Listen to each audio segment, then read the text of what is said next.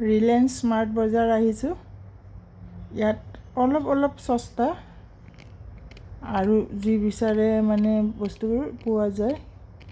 কিন্তু কিছুমান বস্তু বৰ ডাঙৰ পেকেটতহে আছে, মানে কি মিনি পেকেটত নাই। হ'লেও মানে সস্তাই পৰে আৰু, কিন্তু অহা যোৱা খৰচটো লৈ অৱশ্যে সেয়াৰে মানে কি বস্তুখিনি একেলগে কিনিব পাৰি আৰু। এই মানে ওচৰৰ দোকানবোৰত ক'ৰবাত ইটো নাথাকে, ক'ৰবাত সিটো নাথাকে, লাগতিয়ালখিনি কিনিব পাৰি আৰু সৰহভাগে। ফল মূলো আছে, ফল মূলৰ কিন্তু বহুত দাম লগাইছে। ফল মূলৰ দামটো আচলতে ইমান লগাব নালাগিছিল। বাকী সকলোবিলাক ঠিকেই আছে। 1000ৰ বস্তু ল'লে 100 টকা মানে ডিছকাউণ্ট দিয়ে আৰু, সেইটো ভাল কথা বাৰু। কাৰণ সৰহকৈ কিনেতো তেওঁলোকে সৰহকৈ কিনাৰ কাৰণে দিব পাৰে আৰু। সেয়া ল'লোঁ আৰু কুৰ্তি এটাও ল'লোঁ আৰু সেয়া চেনি ল'লোঁ। চেনিত ডিছকাউণ্ট নাই কিন্তু হেৰিতহে আছে।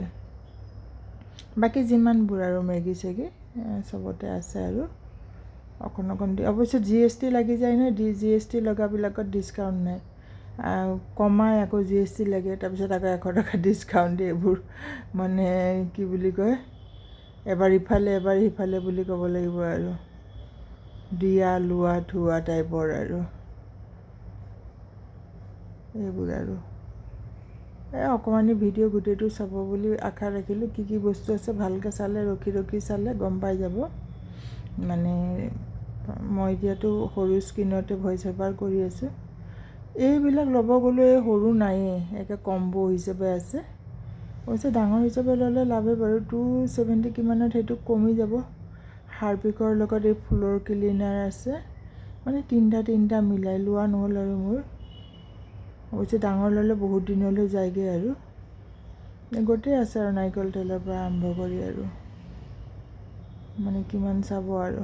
এই যে চাবোনবিলাক, মই লিকুইড চাবোন এটা ল'লোঁ লাক্সৰ, চন্দন ফেভাৰৰ। এইবিলাক কাপোৰৰ ছেকশ্যন। কুৰ্তিবিলাক এতিয়া গৰমৰ কাৰণে অলপ পাতল টাইপৰ আহিছে, কিন্তু কটনৰ নহয় দেই, কিন্তু পাতল আৰু গাত লাগি থকা যেন নলগা আৰু। মানে 400ৰ পৰা আৰম্ভ কৰি আছে আৰু গোটেই কাপোৰৰ ছেকশ্যন। এই বৰ বেছিকৈ ভিডিঅ' কৰিব পৰা নাই কাৰণে এটা হাতত বেগ আছে।